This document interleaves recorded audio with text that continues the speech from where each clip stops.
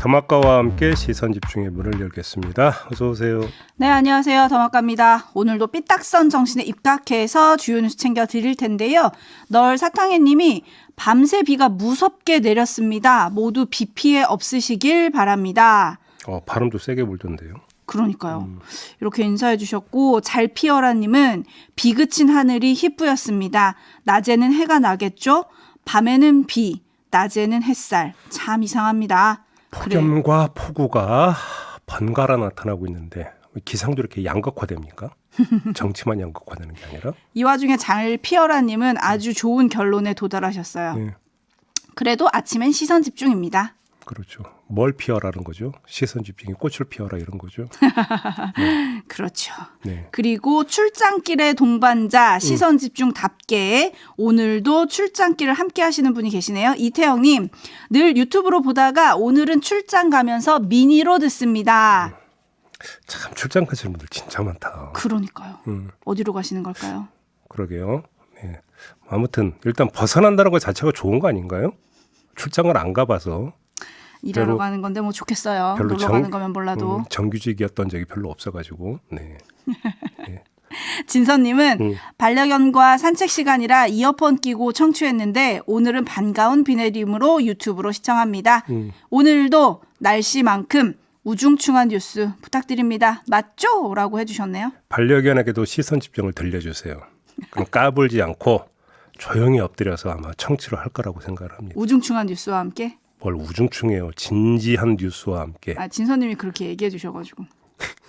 그리고 오랜만에 불러보는 닉네임입니다. 밥하기 싫은 여자님. 네. 요즘 감기가 유행이랍니다. 아이고 이 와중에 기침하는 제이비. 네. 요즘 감기가 유행이래요. 여름 감기는 개도 안 물어간다는데 오늘도 화이팅 하세요. 좋아요도 누르고요. 저 감기 아니에요. 어제 말씀드렸습니다. 감기 아닙니다. 저 개 아니에요. 네. 네. 네, 모두 건강 잘 챙기시는 하루 되셨으면 좋겠고요. 뉴스와 분석이 함께하는 제이비타임즈 본격적으로 시작해 보겠습니다. 오늘 주목할 첫 번째 뉴스 어떤 건가요? 국제원자력기구가 후쿠시마 오염수 방류 계획에 대한 최종 보고서를 어제 기시다 후미오 일본 총리에게 전달을 했습니다. 네. 포괄적 평가를 바탕으로 오염수 방류에 대한 접근 방식과 활동이 국제적인 안전 기준과 일치한다는 결론을 내렸다라는 내용입니다. 이미 다 예상을 했던 그런 결론이죠. 네. 바로 지금 지적이 따라붙고 있습니다. 이 국제 원자력 기구의 이런 최종 그 결과 보고서는 알프스 다액종 제거 설비 기술 검증조차 하지 않은 상태에서 알프스가 정상 작동된다는 걸 전제로 해서 나온 결론이다. 그리고 일본이 제공하는 자료에 기초해서 내린 결론이다. 뭐 이런 지금 전문가들의 지적이 나오고 있는데요. 이 내용은 3부에서 토론이 있습니다. 토론에서 한번 좀 소화를 해보도록 하고요. 워낙 많이 나온 거기 때문에 짧게 그 내용만 전달해 드리고 토론에서 집중적으로 한번 점검을 해보도록 하겠습니다. 네, 1731님이 와 얼마 만에 토론인지 너무 기대됩니다 라고 해주셨는데요. 자세한 내용 잠시 후 3부 여야 토론에서 확인하겠습니다. 네. 시선 집중해 주시고요. 제이비타임즈 오늘 주목할 다음 뉴스는 어떤 겁니까? 추미애 전 법무장관이 뉴스의 중심에 섰습니다. 두 개의 인터뷰 때문인데요. 차례대로 한번 들어보죠. 먼저 오마이뉴스와 인터뷰입니다. 왜 사퇴를 했습니까? 저도 진실을 말할 수 없는 것이 좀 답답했어요. 그 전에는. 네. 말씀을 드리면 대통령께서 물러나 달라라고 저한테 말씀을 하셨어요. 물러나 달라는 것을 비서실장을 통해서 아침에 연락을 받았어요. 네. 그래서 비서실장 노영민 비서실장. 네. 이걸 그 중간에 농간인이라고 저는 생각했어요. 나를 자르려면 네.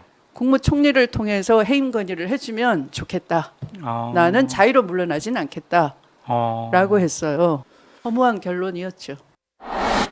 네, 그리고 KBS 더 라이브와의 인터뷰에서 한 말도 있는데요. 마저 들어보시죠. 이낙연 대표는 그렇게 하면 안 되겠죠. 재보궐선거 때문에 제가 퇴장해야 된다라고 하면 안 되겠죠. 네네네. 왜냐하면 검찰 개혁은 문재인 정부가 일관되게 약속을 한 거예요. 촛불 국민들에게. 선거의 상황 관리 차원에서 유불리를 계산해가지고 좌초시킬 그런 사안은 아니었다. 반찬거리가 아니다. 추미애가 너무 오바를 했다. 지나쳤다. 거칠었다. 더군다나 국무총리 지냈던 그 당대표께서는 우아하지 않았다, 거칠었다, 계속 그런 말씀을 하셨단 말이에요. 네. 당정청이 합창으로 이제 이 추윤 갈등이라고 프레임을 씌워버리니까. 네. 추미애 전 장관이 이런 주장을 하고 나선 배경에 대해서는 분석이 대체로 일치합니다. 내년 총선에서 정치적 재기를 모색하려 하고 있고 그 방법으로 친명색채 또는 개딸 지지를 강화하려 하는 것 아니냐. 그래서 지금 인터뷰에서 이런 얘기를 하고 있는 거 아니냐. 이게 일반적인 분석이더라고요. 자, 추미애 전 장관의 전략이 정말 이런 거라면 그냥 글쎄라는 말씀을 드려야 될 것 같습니다. 왜요? 당의 화합을 꾀해야 하는 이재명 대표가 받아들이기 힘들 거다. 이런 뜻입니까? 그런 면도 없지 않아 있지만 그것보다 더 근본적인 문제가 있는데요. 결론부터 말씀을 드리면 추미애 전 장관은 제가 볼 때는 독립변수가 아니라 종속변수입니다. 독립변수는 조국 전 장관입니다. 정리하면 추미애 전 장관의 정치적 운명은 이재명 대표가 아니라 조국 전 장관에게 달려있다. 이렇게 보는 거죠, 저는. 무슨 얘기십니까? 자, 추미애 전 장관이 전면에 내건 건 이른바 추윤 갈등입니다. 그렇죠? 추윤 갈등 끝에 문재인 대통령이 그만두라고 했고 추윤 갈등을 문제 삼아서 이낙연 대표가 이렇게 하라고 했다. 요거 내용이잖아요. 핵심은 추윤 갈등입니다. 이 추윤 갈등은 이른바 조국 전 장관에 대한 수사, 조국 사태의 연장선에서 불거진 일입니다. 따라서 조국의 강이 본류이고 추미애 처는 말 그대로 지류다. 이렇게 봐야 되는 겁니다. 문제는 조국의 강이 범람을 할지 말을지 현재로서는 알 수 길이 없다라는 겁니다. 조국 전 장관이 총선에 출마하든 아니면 독자 정당을 추진하든 정치적 행보를 그으면 추미애 전 장관이 강조하고자 하는 자신의 선명성은 아마 더욱 강화될 겁니다. 그 선명성을 되비출 반사판의 성능도 올라갈 것입니다. 하지만 만약에 조국 전 장관이 정치적 행보를 하지 않으면 조국의 강에는 수문이 채워지게 됩니다. 그리고 그 강은 말라버리고 덩달아 추미애 천도 말라버린다. 연결되어 있다는 겁니다. 이 지점에서 복귀할 게 있는데요. 조국 출마설이 나왔을 때 다시 말해서 출마를 점쳤던 정치인들이 내건 시나리오는 민주당 공천받아서 출마하는 게 아니었어요. 무소속으로 출마하거나 독자 정당을 만들어서 나서는 이런 시나리오를 대부분이 제시를 했습니다. 자, 이재명 체제의 민주당 아래에서의 출마가 아니었다라는 겁니다. 자, 이런 전망을 전제한다면 추미애 전 장관의 여지는 더더욱 없다고 봐야 되는 거죠. 본류에게 수문을 걸어 잠그려 하는 판에 지류에게 수문을 연다? 이건 상상하기가 어려울 거다. 이런 이야기인 거고요. 그런 점에서 추미애 전 장관의 정치 재개 시나리오를 재는 분석은 출발점부터 핀트가 어긋나 있다라는 거죠. 추미애 전 장관의 정치 재개는 조국의 우산 밑에 서이고 조국의 정치 행보는 민주당 우산 밖이기 때문인 겁니다. 정리하자면. 아름다운 독도님이 조국 전 장관은 독립변수로 나설 의향이 있을까요? 그러니까 그게 지금 확인이 안 되고 있다는 겁니다. 아주 제가 간단하게 얘기를 하면 자, 조국 전 장관은 총선에 어떤 식으로든지 참여하지 않은 상태에서 추미애 전 장관이 정적으로 재개를 한다고 한다면 추윤 갈등을 지금 자신의 브랜드로 전면에 내세운 추미애 전 장관에게 어떤 얘기가 돌아가겠습니까? 조국은 가만히 있는데 왜 당신은 이런 이야기가 나오지 않겠습니까? 그래서 드리는 말씀입니다. 한편 그래서였을까요? 조국 전 장관의 출마설을 비판하는 민주당 의원들을 추미애 전 장관은 비민주적이다 라면서 이렇게 싸잡아 비판을 했었거든요. 네. 근데 조국 전 장관의 출마설은 말 그대로 썰이기 때문에 그 누구도 지금 예단할 수 있는 성질의 문제는 아니다. 그래서 이거에 대한 평가는 일단 유보를 하도록 하겠습니다. 네, 춘철님들의 평가는 좀 엇갈리시네요. 이승민님은 판단은 각자 자유죠. 진실은 알고 있어야 하는 거고요. 라고 해주셨고 반면에 김창면님은 한마디로 유구무원. 왜 다들 내 탓이요 하는 자는 없을까요? 라는 의견 주셨습니다. 좀 상반된 의견들이 있습니다. 그리고 근데 반면에 추미애 전 장관의 발언이 이렇게 주목을 받으면서 여당은 내심 좀 반색하는 분위기다. 이런 보도들도 있더라고요. 돌아서서 웃고 있는 거겠죠. 이렇게 해서 이 요인이 계속 부각이 되면 될수록 민주당은 수렁에 빠질 것이고 국민의힘 입장에서는 나쁠 거 하나도 없다. 이렇게 생각하는 거 아니겠습니까? 네. 그래서 이제 돌아서 이제 표정 관리한다 이런 얘기가 나오게 되는 거겠죠. 네. 한편 오늘 이낙연 전 대표는 봉화 평산을 찾는다는데요. 뭐 좀 주목할 포인트가 있을까요? 글쎄요. 그거는 어차피 이미 예정이 되어 있던 행보라고 봐야 되는 거 아니겠습니까? 그렇게 큰 의미를 둘 이유는 없을 것 같은데. 많은 언론은 이재명 대표는 왜 안 만나냐 여기에 좀 포커스를 맞추던데요. 그러니까 오히려 그게 더 중요한 문제가 되겠죠. 네. JB타임즈 다음 주목할 뉴스는 어떤 겁니까? 윤석열 대통령이 어제 하반기 경제정책 방향 발표 행사 마무리 발언을 하면서 이렇게 지시했습니다. 들어보시죠. 기업인들의 투자 결정을 막는 결정적인 규제, 즉 킬러 규제를 팍팍 걷어내라 이렇게 지시했습니다. 투자를 아예 못하게 만드는 아주 결정적인 킬러 레귤레이션은 없애줘야 된다면서 그래야만 민간 투자가 활성화되면서 또 킬러네요. 네. 그죠? 킬러 문항위에서 2탄. 그러니까 이게 나왔는데 뭐 그건 그렇다 치고요. 그러니까 저 개인적으로 눈길을 끌었던 그 발언은 그 다음인데 마저 들어보시죠.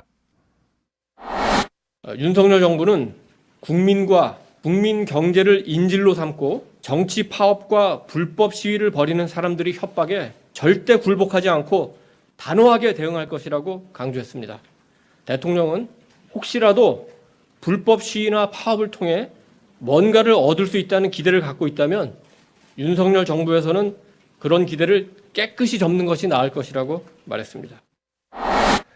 이 발언이 왜 꽂히셨을까요? 뭐 그 전에 화물연대 파업 때도 그렇고 계속 들었던 얘기 같은데요. 그러니까 일단 뭐 먼저 조금 전 목소리는 이도훈 대변인의 목소리라는 거 전해드리고요. 네.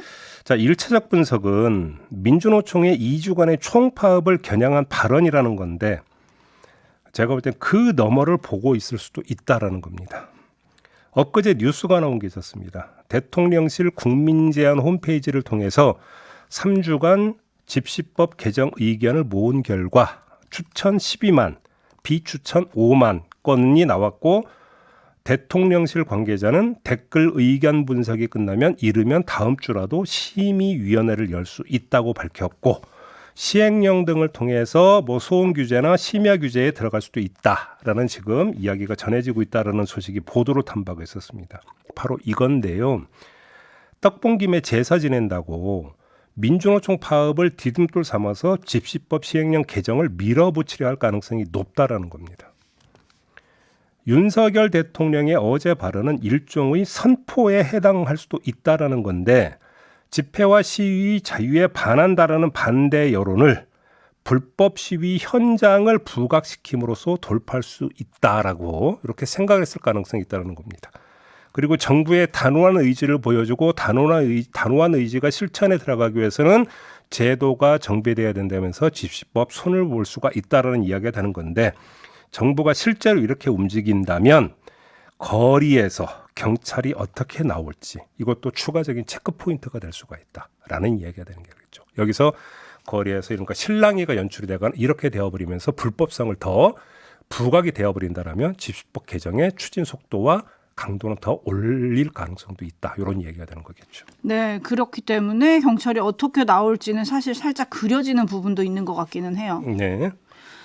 네, SEO의 고고학 야장님이 어제 이게 사실 하반기 경제운영 방향 뭐 이런 데서 얘기가 나온 거잖아요. 네. 그랬더니 내수를 증진하려면 노동자 월급을 올려주는 게 더 낫지 않을까요? 허허라고 웃어주셨네요. 아 그래요? 최저임금위원회도 저렇게 지금 계속 지금 뭐 줄다리기 하고 있는 상황인데요. 그렇지 않습니까? 네. 그러게요. 그리고 서충환님은 누가 대통령께 킬러라는 단어를 알려드렸을까요? 왜냐하면 어제 유승민 전 의원이 그랬잖아요. 대통령이 한 번 꽂히면 반복해서 그 단어를 쓰는 것 같다. 혹시 여름이어서 그런 건 아니죠? 왜요? 뿌리는 모기약 중에 그 비슷한 이름이 있거든요. 농담이에요. 죄송합니다. 아, 그렇군요. 한번 웃자고 해본 얘기예요. 예, 어이가 없어서 웃기기는 웃기네요. 웃긴 건 맞습니까? 예, 뭐 웃게 되네요. 네. 네. 아, 그래서 제가 드릴 질문은 요즘 자주 듣는 말이 카르텔, 그리고 어제도 언급했던 킬러, 그다음에 또 하나 헌법 정신 이런 거잖아요. 네, 헌법은 그 전부터 계속 그랬고. 네. 이걸 좀 어떻게 들어야 되지? 좀 약간 궁금해하시는 분들이 많으시네요. 아 그래요? 어제 유승민 전 대표가 저희 인터뷰에서 한 얘기가 있지 않습니까? 한번 꽂힌 단어는 계속 쓰더라고. 그 패턴의 반복이라고 볼 수도 있는 건가요? 그러니까요. 그렇게 이해를 해야 되는 걸까요? 그러니까요. 궁금해요. 네. 한편 이게 지금 집회 시위 요건 및 제재 강화안도 그렇고 KBS 수신료 분리징수 그 건도 그렇고요. 대통령실 국민제안 홈페이지를 통해서 국민 의견을 받은 거 아니겠습니까? 네. 이게 제대로 된 여론 수렴이라고 볼 수 있나요? 근데 이게 이제 그 제대로 된 여론 수렴이다 아니다를 떠나서 이거는 헌법과 연결돼 있는 인권의 문제거든요. 기본권의 문제고. 근데 그걸 여론을 그러니까 그 수렴을 해서 한다는 게 온당한 접근법입니까? 이거는? 그걸 여쭤보는 거예요, 제가. 그건 아닌 것 같은데요. 그렇지 않습니까? 헌법 정신을 강조하는 대통령이라고 하면 헌법에 명백히 지금 그 적시되어 있는 집회와 결사의 자유 그 차원에서 어떻게 해야 되는지 오히려 법률적 전문성을 가지고 판단해야 되는 근성질의 문제 아닌가요? 저는 그렇게 생각을 하는데요. 헌법 정신에 기초한다면 그렇습니다. 네. 제이비타임즈 다음 주목할 뉴스는 어떤 겁니까? 박희영 용산구청장이 지난달 7일 보석으로 풀려나자 다음 날 유가족들이 구청 9층 집무실 문을 두드리면서 항의한 일이 있었고요. 네. 지난달 14일에도 구층 출입이 불허되자 비상계단에서 비상문을 두드리면서 항의한 일이 있었습니다. 그러자 보수단체인 자유대한 호국단이 지난달 19일에 공무집행방해와 특수재물 손괴 혐의로 유가족 3명을 고발을 했어요. 고발장을 접수한 용산경찰서가 어제 오전에 이 자유대한 호국당 관계자를 고발인 신분으로 불러서 조사를 했다고 합니다. 아, 고발까지 갔는데 좀 너무한 거 아닙니까? 아니 경찰 입장에서야 고발이 들어왔으니까 일단 조사를 할 수밖에 없겠죠. 행정 절차상. 여기까지는 그렇다 치는데 속도가 상당히 빠르다는 겁니다. 요즘 고소고발이 하도 남발이 되다 보니까 그러니까 철의 속도가 그렇게 빠르지 않거든요.